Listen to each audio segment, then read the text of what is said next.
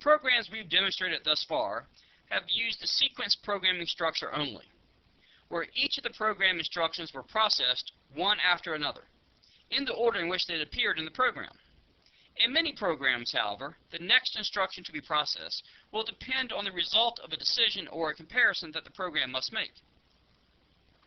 For example, a payroll program might need to determine if an employee worked overtime.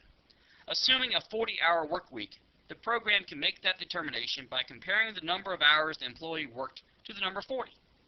Based on the result of that comparison, the program will then select either an instruction that computes regular pay or an instruction that computes overtime pay. Before looking at examples of if or if-else structures, let's discuss the syntax that's required in the language C. There are two basic structures I will discuss.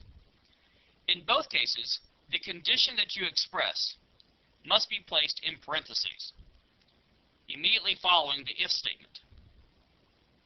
If you want to execute one statement and one statement only, if that condition is true, then place that statement immediately after the condition, followed by a semicolon. The else statement, or the else portion of the statement, allows you to execute code if the condition being tested for is false. Once again, if you want one statement executed, you can place that statement immediately after the word else, ending in a semicolon. An alternative to this structure is to use a block of statements for each condition. That is, the condition is still being tested for is still in parentheses, and it still follows the if statement. If, however, you would like to execute more than one statement, if that condition is true, then use the opening and closing brace to specify a block of statements for that true condition.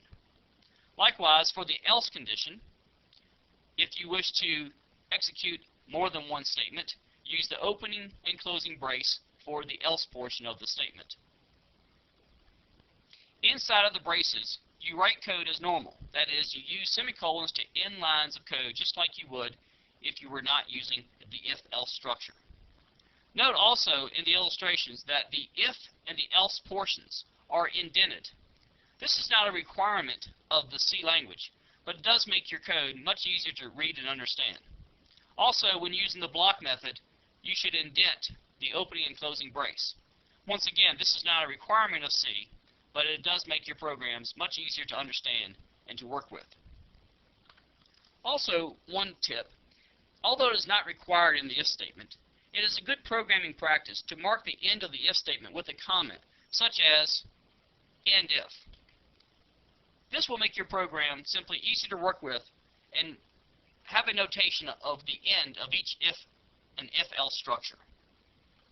The condition that is being tested must be in a Boolean expression, which means that it must be answered as either a true or false value. The Boolean expression can contain variables, constants, functions, mathematical operators, relational operators, and logical operators. We've already discussed variables, constants, and functions, and so forth. You will learn about the relational operators and the logical operators in the next segment.